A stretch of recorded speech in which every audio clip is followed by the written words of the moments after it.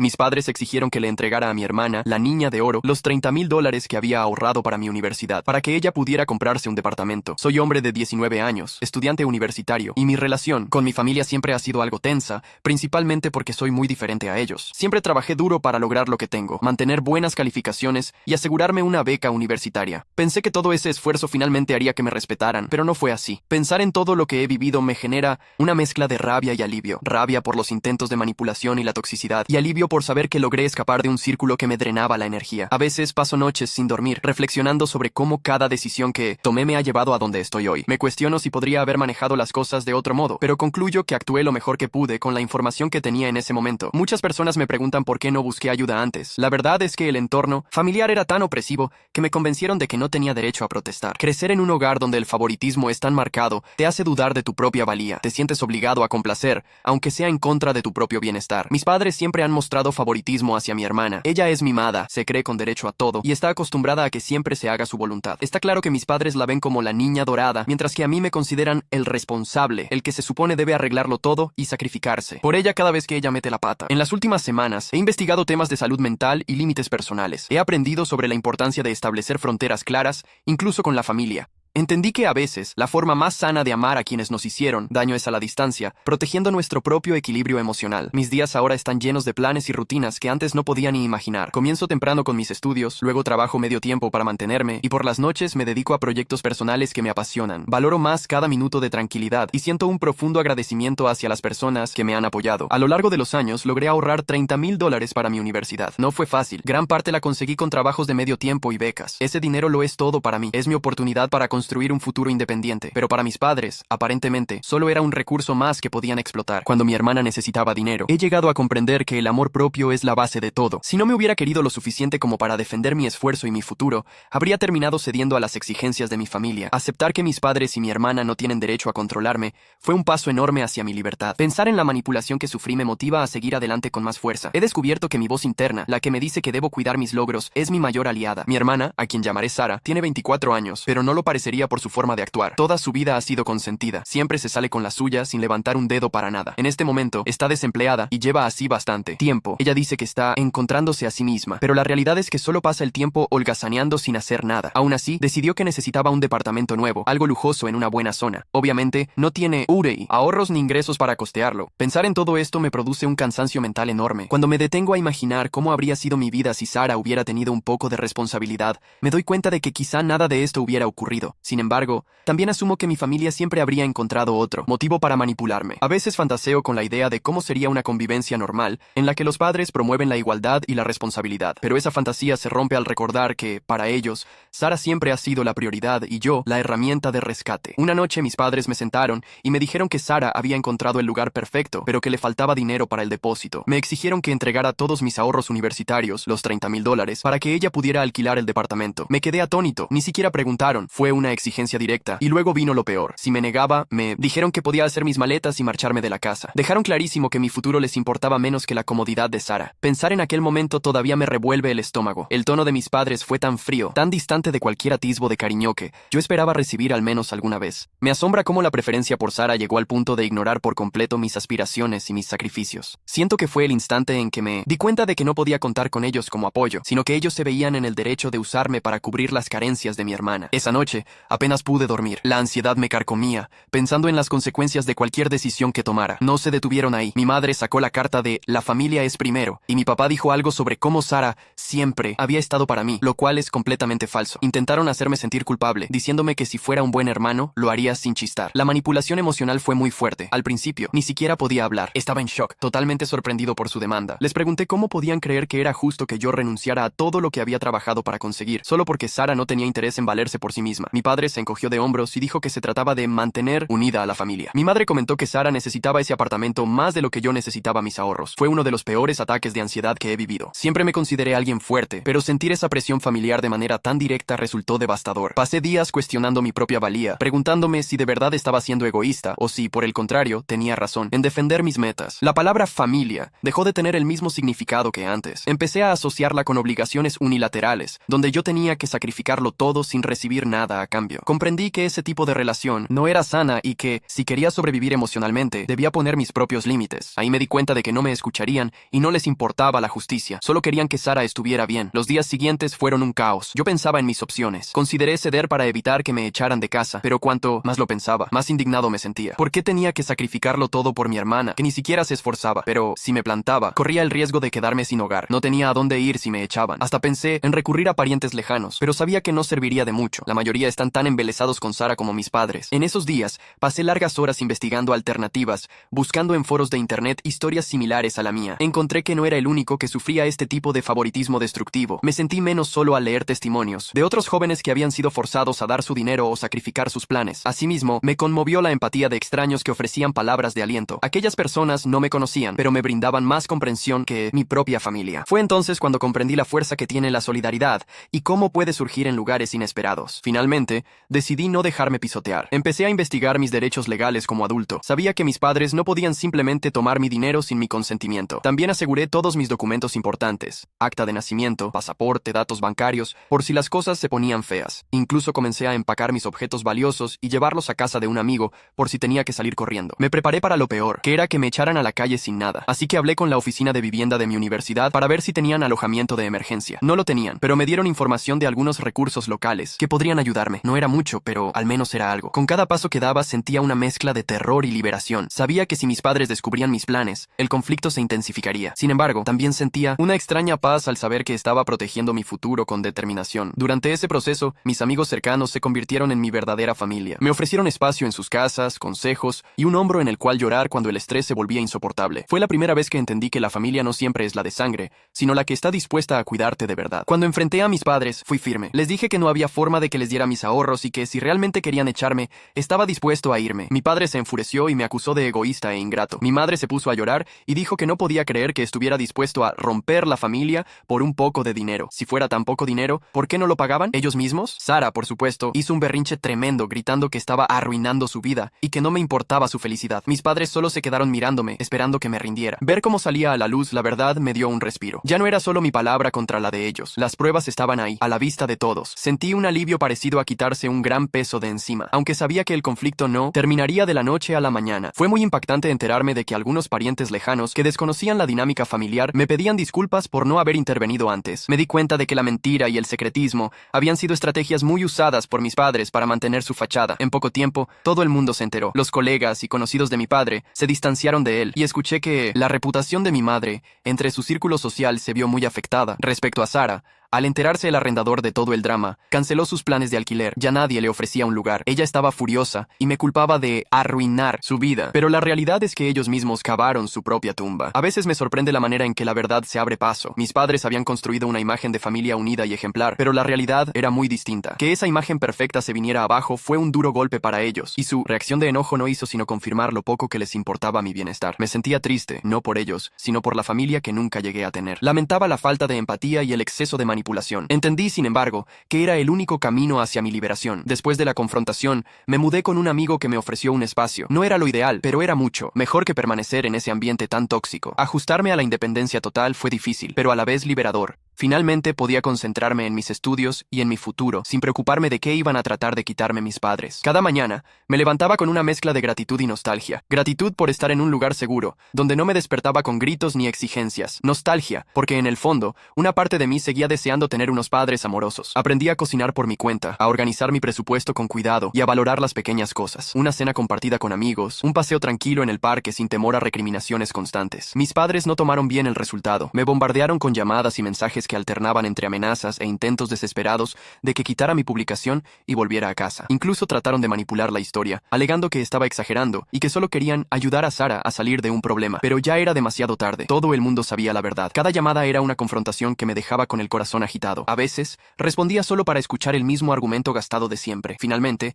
decidí bloquearlos en casi todas partes, para proteger mi salud mental. Fue doloroso, pero necesario. Comprendí que la única forma de que entendieran mi postura era imponiendo límites claros, y si ellos no no sabían respetarlos, tendría que mantenerme firme sin escuchar su retórica manipuladora. Opté por no tener contacto con ellos. Los bloqueé en todas las plataformas y estuve preparado para solicitar una orden de alejamiento si no me dejaban en paz. No fue fácil tomar esa decisión, pero era necesaria. No podía permitir que me dañaran más. En esos días, reflexioné mucho acerca del concepto de lealtad familiar. Me di cuenta de que durante años había confundido ese término con la sumisión ciega a los deseos de mis padres. Sin embargo, la verdadera lealtad nace del amor mutuo, de los cuidados compartidos, no de la explotación ni la presión emocional. Fue un proceso liberador separarme de esa idea errónea. Empecé a sentirme más ligero, más dueño de mi tiempo y mis emociones. En medio de todo esto, algunos parientes con los que casi no hablaba se ofrecieron a ayudarme y lamentaron no haber intervenido antes. Incluso la universidad me dio más ayuda financiera después de enterarse de mi situación, lo cual fue un gran alivio. Fue sorprendente y conmovedor ver que la empatía puede llegar de lugares inesperados. Algunos de esos parientes me contaron historias de cuando mis padres habían mostrado conductas similares en el pasado,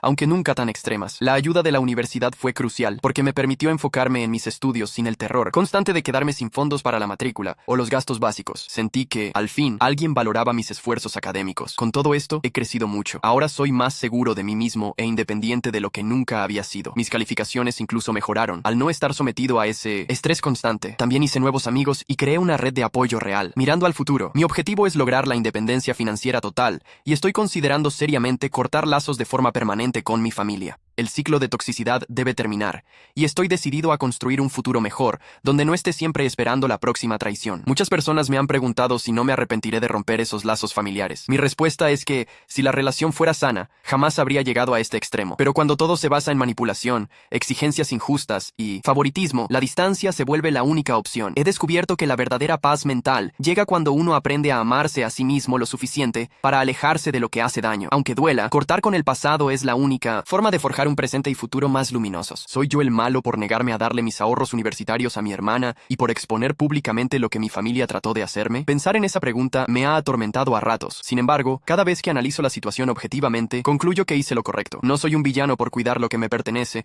y por exigir respeto. En todo caso, me parece más censurable el comportamiento de quien intenta forzar a su propio hijo o hermano a renunciar a sus sueños para favorecer a alguien que no se esfuerza por sí mismo. Y así, con ese pensamiento, he podido disipar la culpa que, en un principio, mis padres intentaron inyectar en mi conciencia. Ha pasado aproximadamente un trimestre desde mi publicación inicial y han ocurrido muchas cosas. Quiero agradecerles a todos por el apoyo y los consejos. Realmente me ayudaron en momentos difíciles. Pensar en lo que ha transcurrido durante estos meses me llena de asombro. Si echo la vista atrás, veo a un joven lleno de miedos y dudas, incapaz de imaginarse lejos de su familia tóxica. Hoy, aunque el camino sigue siendo difícil, me reconozco como alguien más fuerte y más consciente de su propio valor. La gente que me ha apoyado, la que me ha escrito comentarios de aliento o la que se ha ofrecido a darme un techo temporal, representa lo que verdaderamente significa la empatía humana. Después de que me fui y expuse públicamente lo que sucedió, mis padres y Sara no lo tomaron nada bien. Siguieron intentando contactarme, cambiando entre amenazas y manipulación emocional. Continué firme con mi regla de no tener contacto, aunque no fue sencillo. Cada mensaje y llamada perdida que veía en mi teléfono era un recordatorio de lo mucho que tenía que proteger mi estabilidad emocional.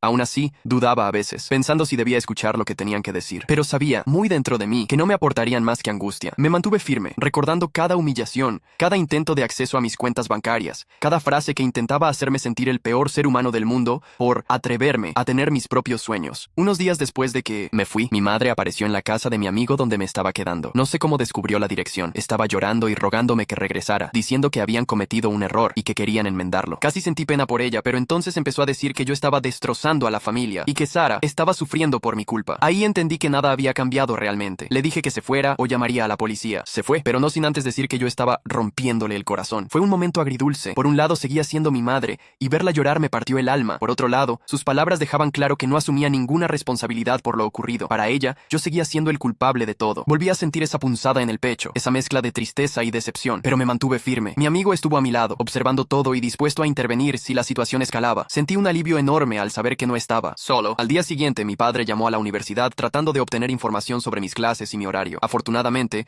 ya había hablado con la administración y no le dieron nada, pero me asustó que estuviera tratando de rastrearme. Esa acción reforzó mi convicción de que ellos no respetaban mis límites. ¿Para qué necesitaban saber mis horarios si supuestamente solo querían hacer las paces? Me preguntaba si llegarían a irrumpir en mi salón de clases o a organizar una confrontación pública. De inmediato reporté la situación a la oficina de seguridad del campus y tomaron nota para estar preparados. Aquello me hizo sentir triste y vulnerable vulnerable, pero también consciente de lo necesario que era mantener la distancia. Las cosas empeoraron cuando Sara empezó a aparecer en lugares donde sabía que yo iba. La biblioteca, la cafetería cercana al campus, e incluso fuera de 1900 más, algunos de mis salones de clase. Intentaba acorralarme, alternando entre gritarme que arruiné su vida y suplicarme dinero. Llegó a tal punto que tuve que cambiar mis rutinas y pedirle a amigos que me acompañaran de un salón a otro. Cada vez que la veía acercarse, mi corazón se aceleraba. A veces, sus gritos eran tan fuertes que llamaban la atención de quienes estaban alrededor. Sentía vergüenza y miedo. Temía que pudiera agredirme físicamente si llegaba a frustrarse demasiado. Mis amigos no me dejaron solo. Me acompañaban para disuadirla, o al menos para que no me encontrara desprotegido. Fue una etapa estresante que, sin embargo, me enseñó el valor de la solidaridad y la verdadera amistad. Cerca de un mes después de irme, recibí una llamada de mi tía, hermana de mi madre, diciendo que quería hablar conmigo. Con cautela, acepté encontrarme con ella en un sitio público. Al llegar, descubrí que mis padres la habían llevado para tenderme una trampa. Ellos estaban escondidos en otra mesa, esperando. Me sentí traicionado y me fui de inmediato, bloqueando también el número de mi tía. Aquello fue un golpe bajo. Creía que mi tía quería hablar genuinamente conmigo, quizá para brindarme algún tipo de apoyo o consejo imparcial, pero resultó ser otra jugada de mis padres para lograr que volviera a casa o cayera en su juego emocional. Me dolió mucho bloquear a un familiar con el que nunca había tenido problemas, pero entendí que, mientras siguiera aliada a mis padres, su presencia sería una amenaza para mi tranquilidad. Mientras tanto, en redes sociales, mis padres trataron de limpiar su imagen, publicando su propia versión de los hechos y diciendo que yo era un chico problemático, que les había robado y luego huido. Algunas personas les creyeron, pero la mayoría no. Fue muy duro ver cómo amigos de la familia y parientes lejanos tomaban partido. Sin embargo, agradecí a quienes me defendieron. Cada comentario negativo que leía me hería, pero también me daba fuerzas para no quedarme callado. Las pruebas seguían ahí, y mucha gente ya sabía la verdad. Aprendí a no involucrarme demasiado en discusiones en línea, porque entendí que había quienes solo buscaban el morbo y no la verdad. Aún así, me pareció revelador darme cuenta de que, en tiempos de crisis, se ve la verdadera cara de muchas personas. Los que realmente te aprecian no necesitan una justificación rebuscada para apoyarte. Sara llevó todo a otro nivel. Abrió una campaña de GoFundMe, diciendo que era víctima de abuso financiero y necesitaba ayuda para escapar de una familia tóxica. Incluso mencionó mi nombre, dándole un giro a la historia para pintarme como el abusador. Tuve que contratar a un abogado para lograr que esa campaña se cerrara. Fue asombroso comprobar hasta dónde llegaba su descaro. Presentarse como la víctima cuando toda la vida la habían consentido y cuando ella misma había intentado presionarme para que le diera mis ahorros, me dejó sin palabras. Afortunadamente, las plataformas de recaudación de fondos suelen requerir evidencias y una vez que mi abogado intervino con la documentación adecuada, la campaña fue eliminada. Aún así, me preocupó la cantidad de gente que inicialmente le creyó. Mis padres también me amenazaron con acciones legales, diciendo que yo les debía dinero por haberme criado y que por ende tenían derecho a mis ahorros. Era absurdo, pero me asustó lo suficiente para volver a consultar con mi abogado, quien me dijo que no tenían base legal para nada de eso, pero que debía guardar toda la evidencia por si acaso. Esta amenaza me hizo reflexionar sobre lo retorcida que se había vuelto la situación. ¿Cómo puede un padre exigirle a su hijo, legalmente, el costo de haberlo criado? Esa es una responsabilidad que los padres asumen al tener hijos, no una deuda que el hijo deba pagar más tarde. No obstante, me mantuve alerta. Sabía que, aunque la ley estuviera de mi lado, mis padres podían intentar maniobras desesperadas. Empecé a guardar capturas de pantalla de todo, a documentar cada mensaje, cada correo, cada llamada no deseada. Unos 2 meses y medio después de que me fui, me llegó un correo electrónico inesperado de Jack, exnovio de Sara. Habían terminado unos meses antes de todo este lío, y siempre me pareció un buen tipo que solo se vio arrastrado por el drama familiar. Se disculpó por no contactarme antes y me dijo que me apoyaba. También me contó cosas de Sara que me dejaron sorprendido, como que ella le había sido infiel varias veces, buscando hombres con dinero o con lujos. Decía que ella siempre hablaba de merecer una vida de lujos y que odiaba tener que esforzarse. La información de Jack me confirmó muchas sospechas que tenía acerca de la actitud de Sara. Siempre parecía vivir en una fantasía en la que el mundo le debía sus caprichos. Que él me contactara para pedirme disculpas fue un gesto que aprecié enormemente, pues no tenía la obligación de involucrarse más. También me reveló que Sara había sido despedida de su último empleo por robo y que mis padres intervinieron pagando lo sustraído para evitar cargos. Eso me enfureció porque dejaba en evidencia hasta qué punto mis padres estaban dispuestos a cubrir sus errores mientras me exigían a mí que financiara sus lujos. Además, Jack me reveló que Sara fue despedida de su último trabajo por robo y que mis padres encubrieron todo pagando lo que se había llevado para que la compañía no presentara cargos. Me dio mucha rabia enterarme de que ellos habían hecho eso por ella, mientras a mí me exigían todos mis ahorros. Reflexioné sobre la doble moral de mis padres. Por un lado, afirmaban que yo era egoísta por no querer ceder mis ahorros, y por otro, protegían a Sara de las consecuencias de un delito. Comprendí que su favoritismo no solo era un asunto doméstico, sino que rayaba en la complicidad con actos ilegales. Aquello solidificó mi determinación de mantenerme lejos y de no ceder a sus chantajes emocionales. Si estaban dispuestos dispuestos a encubrir un crimen, no podía imaginarme los límites de su manipulación para obligarme a volver a casa. 3 meses después de irme, recibí una llamada de un número desconocido. Era mi abuelo paterno. Nunca habíamos sido cercanos. Vive en otro estado y solo nos veíamos en contadas ocasiones. Me dijo que se enteró de lo ocurrido a través de un primo y quería escuchar mi versión. Al principio fui cauteloso, pues ya no confiaba en casi nadie, pero resultó estar genuinamente preocupado. Fue extraño y a la vez reconfortante. Hablamos durante más de 1 hora y por primera vez en mi vida sentí que tenía un abuelo. Me escuchó sin juzgar, preguntó detalles de forma respetuosa y expresó su pesar por no haber estado más presente. Me dijo que no le sorprendía del todo el comportamiento de mi padre, pues ellos habían tenido sus propias diferencias en el pasado. Me ofreció ayuda económica si la necesitaba, pero sobre todo, me brindó apoyo moral, animándome a seguir con mi vida lejos de ese entorno tóxico. Me contó que él también había tenido problemas con mi padre en el pasado, y que no le sorprendía lo que había pasado. Me pidió perdón por no estar más presente en mi vida, y me ofreció ayuda económica si la necesitaba. Agradecí el gesto, pero le dije que quería valerme por mí mismo. Respetó mi decisión y dijo que su oferta seguiría en pie. Significó mucho para mí saber que tenía algo de apoyo familiar. Aquella conversación me dio esperanza. Comprendí que no toda la familia estaba en mi contra y que, a veces, las disputas generacionales podían repetirse en espiral. Mi abuelo me confirmó que mi padre había sido rebelde y terco de joven, y que en algún punto se había vuelto inflexible al criarme. Aún así, decidí mantenerme firme en mi búsqueda de independencia. Quería probarme a mí mismo que podía salir adelante sin recurrir a más figuras familiares, que a la larga podían retomar las mismas dinámicas de control. Esa llamada me animó a reconectar con algunos primos del lado de mi madre. Uno de ellos, Megan, me contó que también tuvo sus roces con mis padres y con Sara. Me confesó un incidente que me dejó furioso. Años atrás, Megan pasaba por un divorcio complicado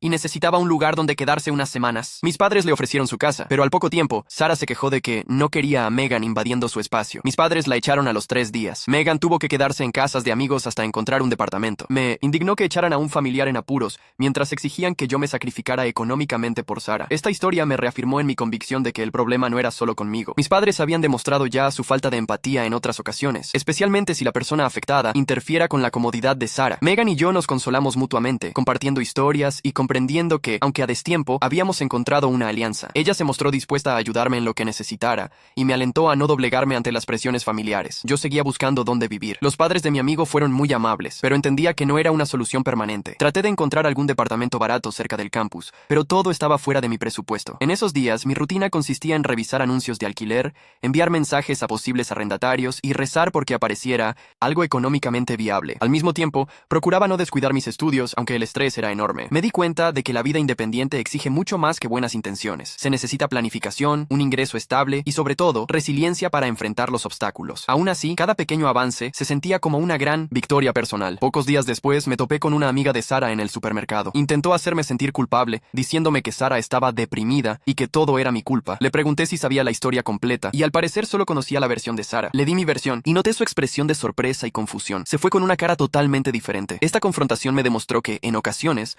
las personas que nos juzgan lo hacen porque solo escuchan una campana. Una vez que les presentas los hechos reales, su perspectiva puede cambiar radicalmente. No volví a saber de esa amiga, pero al menos quedé con la sensación de haber sembrado la duda en alguien que solo se guiaba por la narrativa manipulada de mi hermana. Al día siguiente, recibí una llamada del banco. Alguien había intentado acceder a mi nueva cuenta usando mi número de seguro social. El banco lo marcó como actividad sospechosa y lo bloqueó. Supe de inmediato que habían sido mis padres. Fui a la policía y presenté un reporte, además de congelar mi crédito. Me di cuenta de hasta dónde estaban dispuestos a llegar. Este incidente fue la gota que colmó el vaso. Entender que podían atentar contra mi seguridad financiera de 1900 mes nuevo me confirmó que no existía límite alguno en su afán de control. Aunque me sentí profundamente asustado, me consolé pensando que ahora contaba con asesoría legal y apoyo moral de mis amigos. Sabía que no estaba indefenso. Finalmente, decidí dar un paso más serio. Hablé de nuevo con el abogado y empezamos el proceso para obtener una orden de restricción contra mis padres y Sara. Era drástico, pero no veía otra salida. Fue una decisión difícil porque, a pesar de todo, seguían siendo mi familia, pero entendí que no había alternativas si quería vivir en paz. Me preparé mentalmente para el juicio, sabiendo que escuchar sus mentiras y manipulaciones sería doloroso. Al mismo tiempo, sentí que era un acto de justicia hacia mí mismo, un límite claro y legal que podría frenar su acoso. Un día antes de la audiencia para la orden de restricción, me llamó mi madre, llorando y suplicando que no procediera con eso, diciendo que destruiría a la familia y arruinaría sus vidas. Le respondí que deberían haberlo pensado antes de robarme y acosarme, y colgué.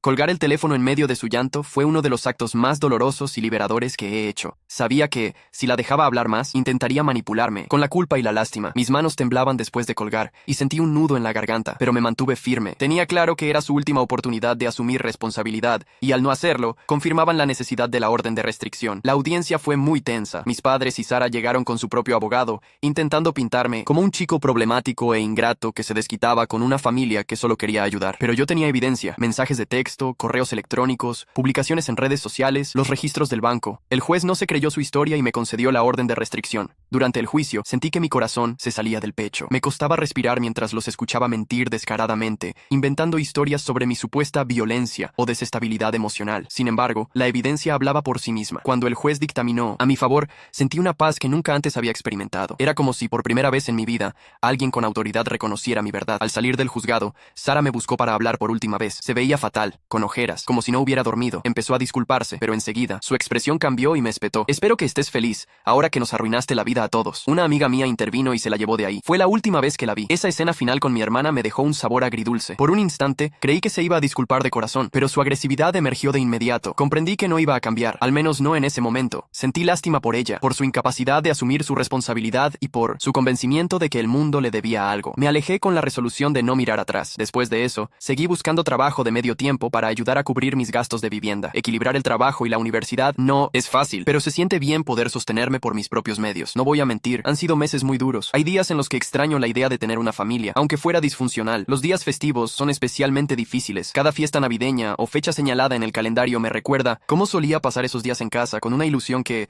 ahora me doy cuenta, era parcialmente ficticia. Pero también me recuerdo que, en esos mismos días, había tensiones, reproches y favoritismos marcados. He aprendido a crear nuevas tradiciones con mis amigos, cocinando juntos o simplemente reuniéndonos a ver películas. Aunque no es lo mismo que la familia de sangre, se siente más genuino y libre de presiones dañinas. Ha pasado cerca de un año desde mi última actualización y no puedo creer cuánto ha cambiado mi vida. Quiero agradecerles por el apoyo continuo durante todo este proceso. Sus palabras de aliento han significado muchísimo. Mirar atrás me hace ver todo el camino recorrido, desde aquel chico temeroso de perder su hogar hasta la persona que hoy estudia, trabaja y ha ganado la serenidad de tomar sus propias decisiones. La vida sigue planteando desafíos, pero ahora los afronto con más confianza. He aprendido que la independencia no solo consiste en un lugar para vivir, sino en la libertad de definir quién soy y qué merezco. Después de la audiencia de la orden de restricción, las cosas se calmaron un poco. Creí que por fin habían entendido el mensaje, pero ya saben lo que dicen. A veces la calma anuncia una tormenta peor. Unos meses de silencio me hicieron creer, ingenuamente, que mi familia podría haber reflexionado.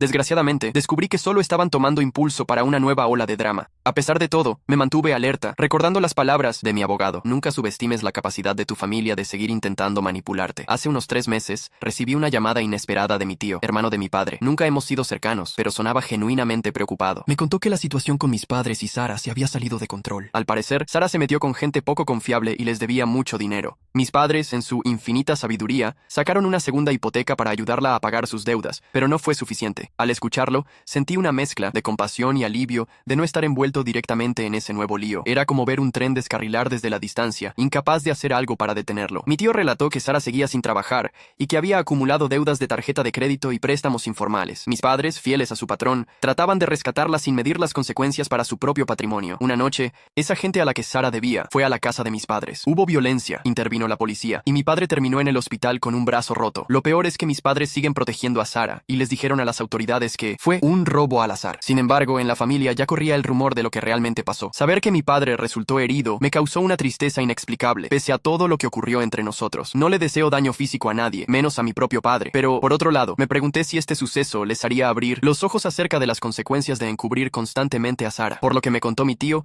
la policía sospecha de un ajuste de cuentas, pero sin testigos que hablen, es complicado que el caso avance. Mis padres siguen en modo negación total, protegiendo la reputación de mi hermana a toda costa. Unos días después de la llamada de mi tío, mis padres volvieron a contactarme. Había desbloqueado sus números, porque seguían siendo mis padres, y quise saber si todo estaba en calma. Y lamentablemente fue un error. Me rogaron que regresara, diciendo que necesitaban mi ayuda. Hasta tuvieron el descaro de decir que si yo hubiera dado el dinero cuando me lo pidieron, nada de esto habría pasado. Increíble que sigan culpándome. Ese argumento me dejó atónito. Seguían aferrados a la idea de que mi obligación era sacrificar mi propia vida para evitar las consecuencias de las acciones irresponsables de Sara. Comprendí que no habían aprendido nada y que, de hecho, mi ausencia les había servido para escalar su nivel de dependencia hacia mi hermana. Sentí una rabia enorme, pero también lástima. Estaban tan inmersos en su propia dinámica que no podían ver lo irracional que sonaba culparme por algo que yo nunca propicié. Los ignoré. Mientras tanto, logré ahorrar y mudarme a un mejor apartamento, más seguro, aunque queda un poco más lejos del campus. Vale la pena por la tranquilidad. Mi nueva vida me ofrece una sensación de estabilidad que jamás tuve en casa de mis padres. Pago el alquiler con mi trabajo de medio tiempo, y aunque no me sobra dinero, al menos vivo con la conciencia de que cada cosa que tengo es fruto de mi esfuerzo. Ya no tengo que preocuparme por llegar a un lugar donde me espere una discusión o un reproche. Puedo decorar mi espacio como quiera, invitar a quien desee y, sobre todo, crecer como persona sin sentirme juzgado. Pero entonces Sara apareció en mi puerta,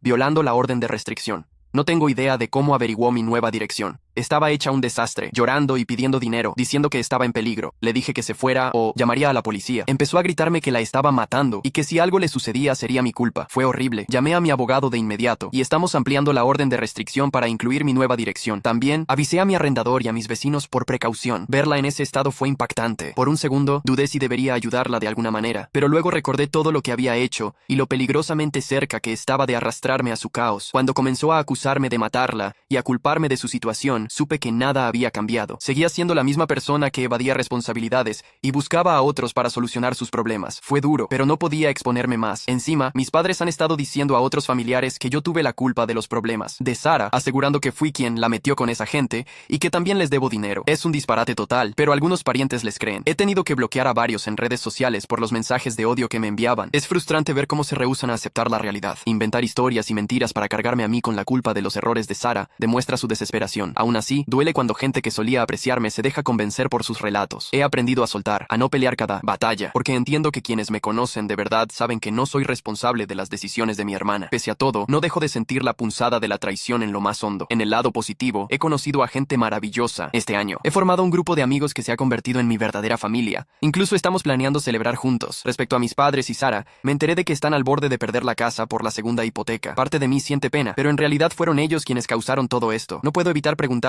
cómo habrían sido las cosas si hubieran respetado mis límites desde un principio. Cuando pienso en la posibilidad de que pierdan la casa, me invade una sensación de compasión mezclada con distancia. Aunque me hiere saber que mi familia se está destruyendo a sí misma, reconozco que lo han provocado con sus propias decisiones. A veces imagino un futuro en el que buscan ayuda profesional y logran recomponer sus vidas de forma sana. Pero hasta que no dejen de culparme y de justificar a Sara, no veo cómo podría darse una reconciliación genuina. Así que aquí estoy ahora. Gracias de corazón por su apoyo a lo largo de esta historia. Sin duda, no habría podido lograrlo sin ustedes. He recorrido un largo camino, desde el chico inseguro que dudaba en mantener sus ahorros, hasta el joven que hoy se hace cargo de su vida con valentía. El proceso ha sido doloroso, pero también formativo. He aprendido sobre amor propio, límites y la importancia de rodearme de gente que de verdad se preocupa por mí. A todos los que me han leído, aconsejado o simplemente brindado su solidaridad, les debo un agradecimiento infinito. Mi historia aún no concluye, pero cada vez doy pasos más firmes hacia un futuro en el que yo decido mi rumbo, libre de la manipulación y el chantaje que antes me atrapaban.